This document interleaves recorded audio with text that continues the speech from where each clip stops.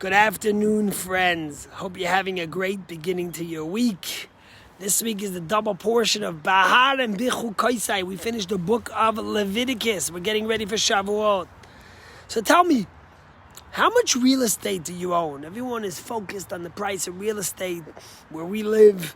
If you live in Brookline, Newton, real estate has been booming since COVID, up 35%. The house next door to me, a couple doors down, went on sale and was bought within days, record prices. So how much real estate do you own? Or are you invested in Bitcoin? Where is your investment? What do you own? There was an article in Bloomberg News how many people are deciding to retire younger because their investments are up so high. They've earned so much money and people haven't had where to spend it. Savings are up. Stocks are up. People have so much ownership. Well, guess what? In this week's Torah portion, the Torah speaks to us about a phenomenal, fascinating thing. That when the Jewish people came into the land of Israel, God says, suddenly they were going to start having agriculture and owning land. God says every 7 years you need a Shemitah year.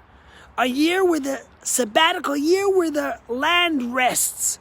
Till they got into Israel, they didn't own anything. God gave them everything. He gave them food, the manna, the well, the clothing was washed. They had no issues. But suddenly they were going to start owning things. This one was going to have this piece of land or that piece of land and from this tribe. So God says, now, every 7th year, you have to rest your land. Why? The Torah says, Ki li kol haaretz, because all of the land is ultimately mine. You see, Rabbi Jonathan Sachs speaks about, Blessed Mary speaks about this in his talks. In Judaism, we don't believe in ownership. We believe in guardianship. Everything you have is not something you own. It's not yours. Everything in this world is God. God just entrusts you and gives you the guardianship that you could use it and do with it the right things. Not only our assets, not only our buildings, not only our stock portfolios, but even our bodies is not something we own. It's a guardianship. And that's why in Judaism it's forbidden to desecrate your body. It's forbidden to make a tattoo. It's forbidden to, heaven forbid, commit suicide, because the body's not ours. It's a loan from God. And just like when you get a loan, there's certain requisites of how you have to spend it and what you could do with it. Same thing is with the things that God gives us. God doesn't expect us to do what we want. God gives us guardianship, but He expects us to give it back in a better condition than we've had it. And there's a fascinating story about this guy. He was a poor guy. And one time the king told him, you see this land? And it was acres, hundreds of acres of land. He says, I'm going to let you run during the day. You could run till sunset. And as much as you run, all that land is going to be owned by you. Imagine this poor guy. He didn't own anything. Suddenly he was going to have ownership. He went crazy. And the entire day he ran and he ran and he ran through acres, through miles. And he saw the sun was starting to set, but he wanted to go a little further. And finally, as the sun was setting, he jumped into the last part and he had a heart attack and died. And he was buried in a 4x4 plot. The point of the story is what the Torah is trying to teach us. What you own is trivial. It's what you do that matters. And that's why the Torah wanted to give the Jewish people perspective when they were coming into the Holy Land of Israel. Don't think about accumulating wealth and accumulating assets. We live in a world that's fixated on accumulation. We buy, we never sell, is what investors will tell you, or real estate people will tell you. But the Torah tells you that what you own is really what you give. That's why the Torah teaches us about giving charity, about acting kindly. The famous story they say about Sir Montefiore, that when one time someone came and asked him how much money you're worth, and he said, a few $1 million. Obviously worth much, much more. So they said, what are you talking about? You're worth much, much more. How can you say this? And he said, listen, tomorrow there could be a fire. My buildings could get destroyed.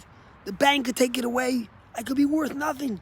The only thing I'm worth is the things that I gave away. The charity that I gave, the kindness that I gave, the good deeds that I did. That's what I'm worth. And that's why the Torah says every 7 years have a sabbatical. And in a microcosm, the Torah said it every 7 days. We work 7 days a week, 6 days a week, but then we rest on the 7th.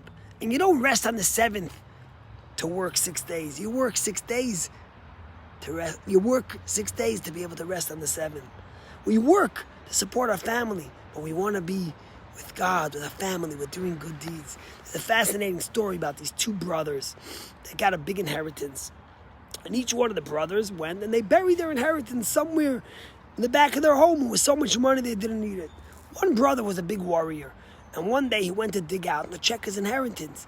And by mistake, the guy dug a few feet down and he dug and he saw his inheritance wasn't there. He was devastated. He was shocked. And he couldn't live anymore. He was just, his life was disturbed for the rest of the time.